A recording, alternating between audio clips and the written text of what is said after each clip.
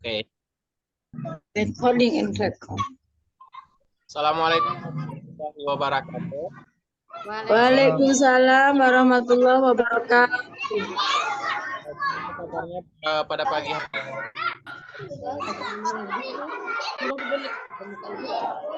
Dengar suaranya, Pak.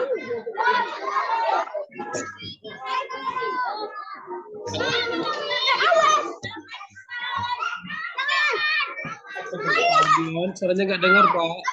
Rebot, rame. Oh. Oke, bismillahirrahmanirrahim. Assalamualaikum warahmatullahi wabarakatuh. Waalaikumsalam warahmatullahi wabarakatuh. Baik, pada pagi hari ini mudah-mudahan kita semuanya sehat, tanpa kurang satu apapun. Namun sebelum kita lanjut ke materi pada pertemuan pada pagi hari ini, akan absen dulu. Yang pertama, Ananda Koma ini ada? Hadir. Maisora ada? Ada Pak Adiro. Oke. Tadi ada dua yang menelpon Bapak, kayaknya yang berhalangan pada hari ini atau santri kita atau santria kita Sabah. Pada pagi hari ini sedikit Bapak cerita.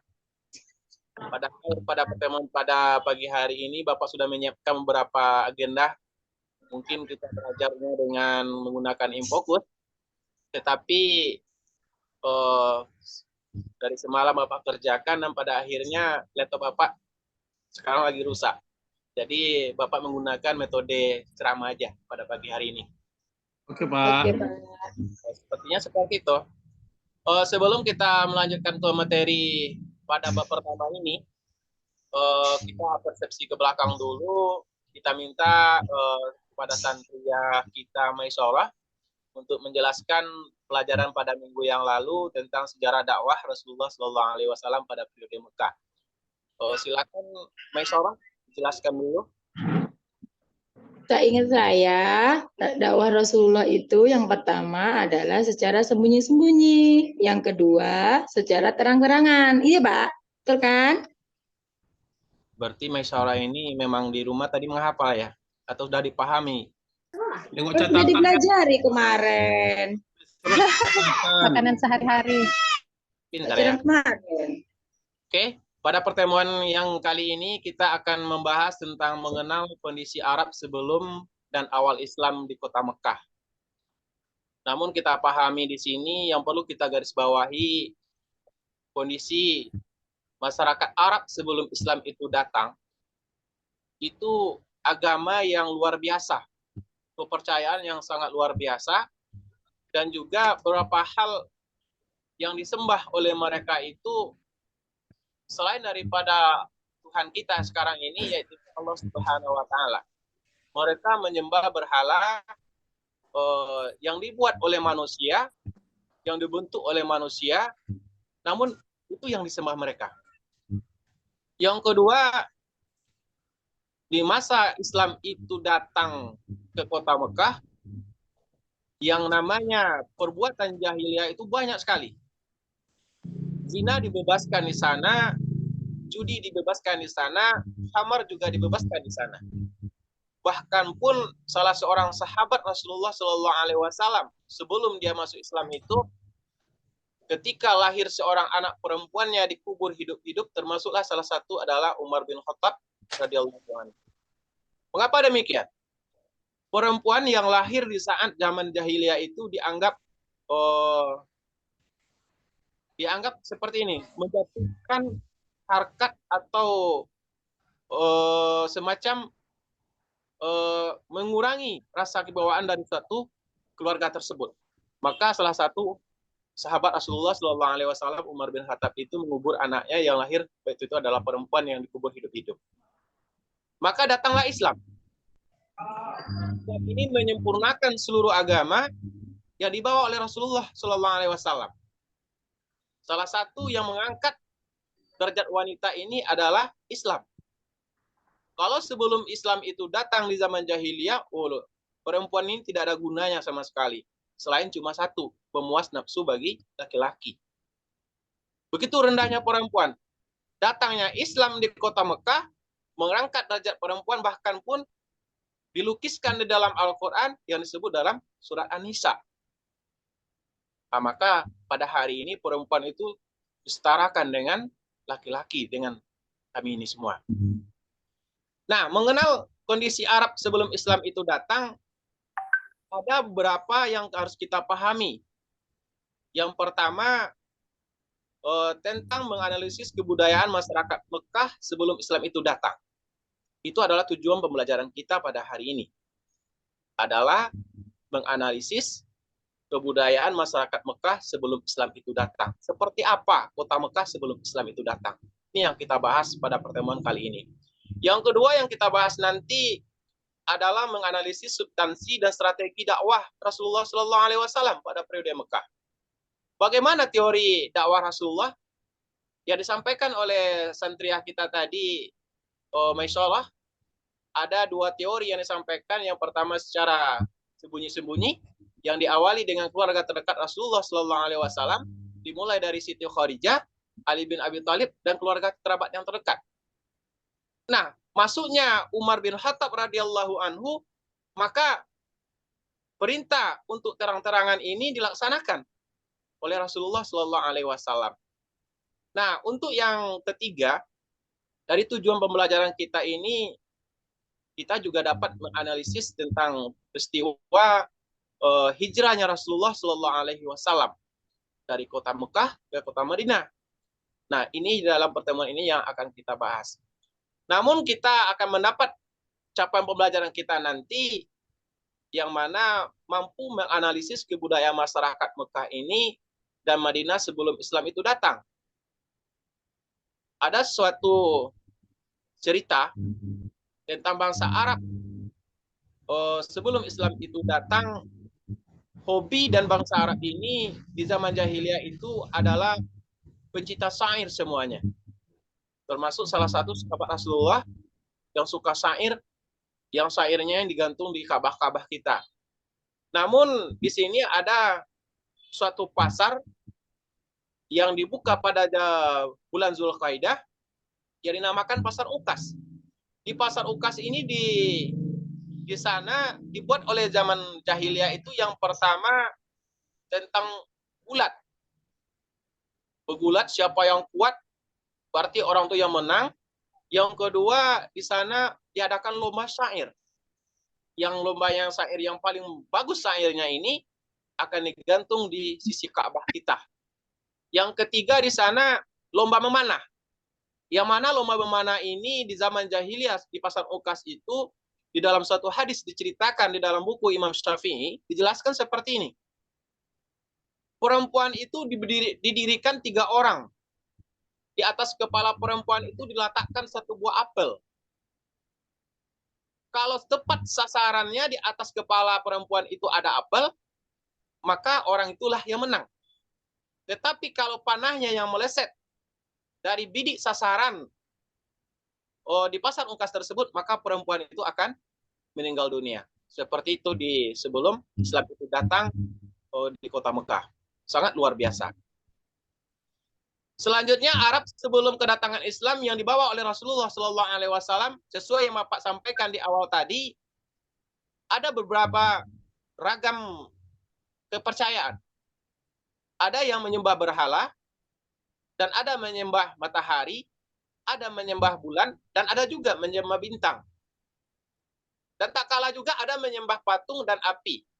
Serta agama Nasrani dan Yahudi, Ka'bah merupakan adalah salah satu pusat beribadah tempat mereka yang terletak dari sisi Ka'bah itu. Di Ka'bah itu ada 4 berhala yang sangat besar. Yang terbuat dari emas, yang terbuat dari tembaga pilihan, yang terbuat dari kuningan, Hubal. Salah satunya adalah Hubal yang terletak dari sisi kiri dari Ka'bah sebelum dihancurkan. Yang sisi kanan terletak adalah Al-Lazzah atau Lattah dan Mannah. Nah, inilah salah satu patung-patung yang terbesar yang dibuat oleh Abu Hakam, Abu Jahal, dan Abu Lahab. Termasuklah salah satu adalah Umar bin Khattab radhiyallahu anhu. Seperti itu. Selanjutnya tentang kondisi bangsa Arab pra dan awal Islam itu, yang pertama tentang geografis Jazirah Arab tersebut, yang mana di Arab itu adalah tempat yang sangat strategis.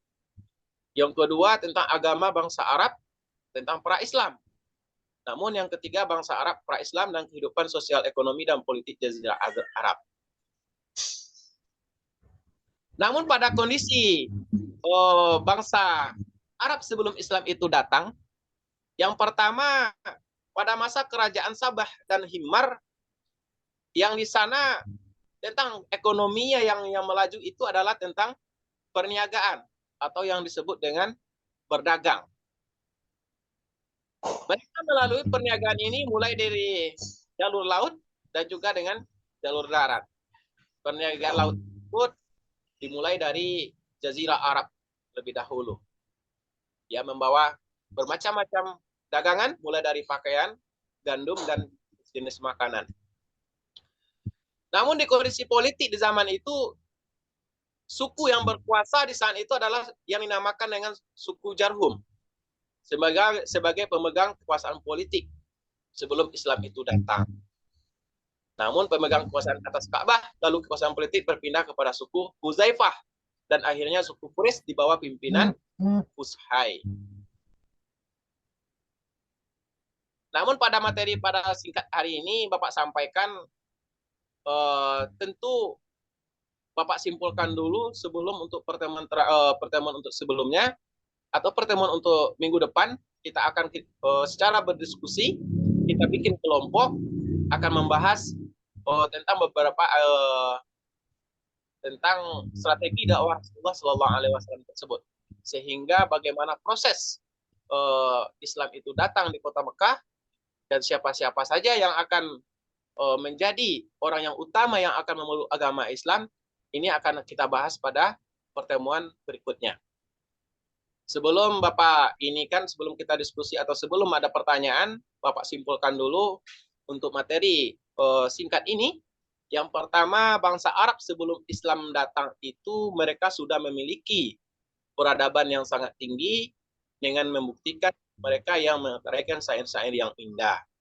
Membuat patung untuk sesembahan mereka, juga terdapat kebudayaan yang baik seperti tempat janji, persatuan yang kuat, dan kabilah, dan memuliakan tamu. Inilah salah satu kesimpulan orang Arab sebelum Islam itu datang di kota Mekah. Jangan salah kita. Yang pertama di sini, kalau orang Arab itu berjanji ditepati. Kalau kita memeluk agama Islam ini, lebih lagi menempati. Jangan dibilang insya Allah besok datang, rupanya tidak datang, itu tidak boleh. Nah. Yang kedua, jika ada dikaitkan dengan agama kita pada hari ini, tentu memuliakan tamu. Siapapun tamu kita, mulai dari paling rendah sampai yang tinggi, kita harus memuliakan tamu. Ini ajaran agama kita. Dimulai juga dari ajaran agama jahiliyah sebelum Islam itu datang. Tapi alangkah baiknya siapapun tamu kita, kita muliakan sebaik-baiknya. Maka kita sajikan makan-makanan yang paling enak, kita sajikan minum-minuman yang paling mahal di rumah kita. Bahwa sesungguhnya memuliakan tamu itu adalah melaju kita akan masuk surganya Allah Subhanahu wa Ta'ala. Yang kedua, kesimpulan yang kedua, dengan bodohnya mereka belum memiliki akidah yang baik dan mereka cenderung tidak mau meninggalkan agama kepercayaan nenek moyangnya, yang mana kepercayaan nenek moyangnya adalah salah satu menyembah berhala yang mereka buat sama sekali. Inilah pemaparan materi pada hari ini. Kalau sekiranya Ananda atau santri dan santria Bapak yang ingin menanyakan tentang materi dakwah Rasulullah sebelum Islam itu datang ke kota Mekah, silakan. Bapak ingin belajar ini cuma tidak paham aja, tetapi memahami. Kalau paham, semua orang bisa paham, tetapi memahami belum tentu itu sangat sulit. Beda paham dengan memahami beda. Kalau paham, kita paham bisa hari ini kita paham, tetapi belum tentu kita bisa memahami. Namun semua itu tergantung kepada kita. Silakan kalau memang ada Ananda Bapak atau santri-santria yang Bapak yang pada pagi hari ini sudah mulai lesu, silakan ditanyakan. Ada? Istirahat, Pak. Sudah pas? Makan. Oh gitu. Oke. Kalau memang seperti ini Bapak simpulkan, mudah-mudahan materi yang Bapak sampaikan pada hari ini menjadi suatu ilmu dan sandaran untuk kehidupan kita sehari-hari untuk kedepannya. Amin. Amin ya rabbal alamin. Yang terakhir Bapak sampaikan pembagian kelompok untuk di kelas 10 SKI ini. Yang pertama, kelompok pertama yang akan membahas tentang strategi dakwah Rasulullah Shallallahu Alaihi Wasallam. Yang pertama, kelompok pertama Muhammad Khomeini. Setelah itu, waktunya Pak. Ya, Maisyarah dan Ferry Heriadi. Yang kedua, kelompok yang kedua akan membahas tentang Islam itu sudah datang di kota Mekah. Itu akan kelompoknya adalah Saudari Sabah, kemudian Muhammad Soleh dari Tongga dan teman-teman yang lain. Demikian yang dapat Bapak sampaikan. Kita tutup dengan bacaan hamdalah. Alhamdulillah. Berbunyi, kita istirahat, gunakan waktu kita istirahat kita dengan semaksimal mungkin. Bapak tutup dengan billahi taufiq wal hidayah. Assalamualaikum warahmatullahi wabarakatuh. Waalaikumsalam.